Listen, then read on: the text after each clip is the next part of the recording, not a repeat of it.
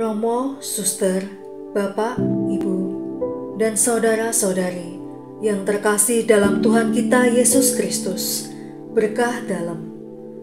Selamat berjumpa kembali dalam renungan harian masa Prapaskah bersama Komsos Paroki Santo Petrus Purwosari Solo. Sebelum kita mendengarkan renungan hari ini, marilah kita terlebih dahulu mendengarkan sabda Tuhan.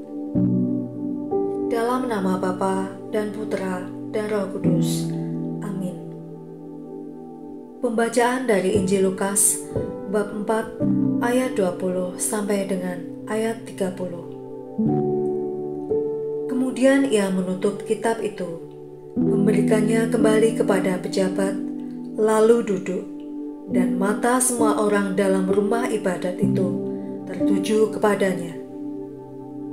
Lalu ia memulai mengajar mereka, katanya, "Pada hari ini genaplah nas ini, sewaktu kamu mendengarnya."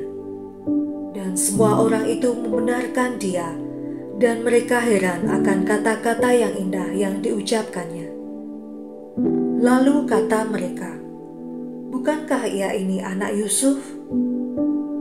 Maka berkatalah ia kepada mereka, "Tentu kamu akan mengatakan pepatah ini kepadaku, 'Hai tabib, sembuhkanlah dirimu sendiri.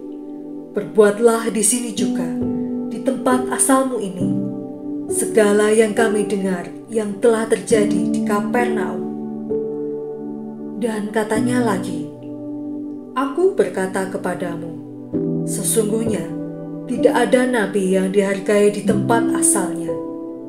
Dan aku berkata kepadamu, dan kataku ini benar, pada zaman Elia terdapat banyak perempuan janda di Israel ketika langit tertutup selama 3 tahun dan 6 bulan, dan ketika bahaya kelaparan yang hebat menimpa seluruh negeri. Tetapi Elia diutus bukan kepada salah seorang dari mereka, melainkan kepada seorang perempuan janda di Sarfat di tanah Sidon. Dan pada zaman Nabi Elisa, banyak orang kusta di Israel, dan tidak ada seorang pun dari mereka yang ditahirkan, selain daripada Naaman, orang Syria itu." Mendengar itu, sangat marahlah semua orang yang di rumah ibadat itu.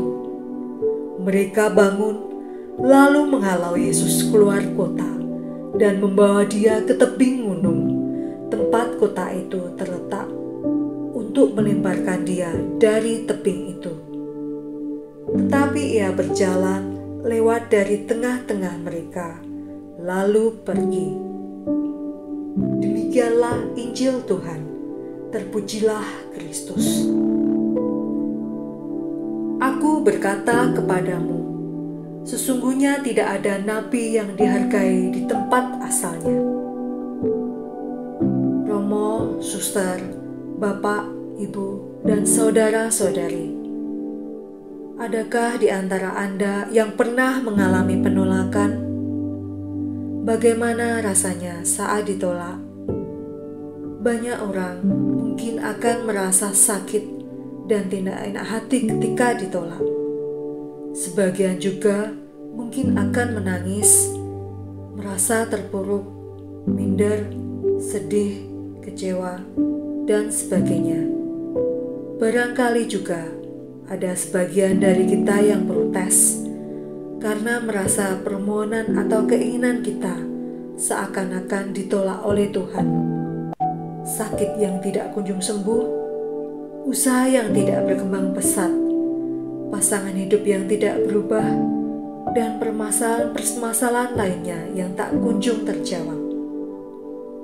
Kutipan sabda hari ini menyadarkan kita bahwa salah satu potensi terjadinya penolakan bukan berasal dari tempat jauh, namun dari orang-orang terdekat kita. Entah karena persoalan ekonomi, relasi, kesehatan, pekerjaan, hobi, dan lain-lain. Kita bisa belajar juga dari sikap Paulus yang sadar akan duri dalam dagingnya, namun percaya bahwa Cukuplah kasih karuniaku dalam dirimu.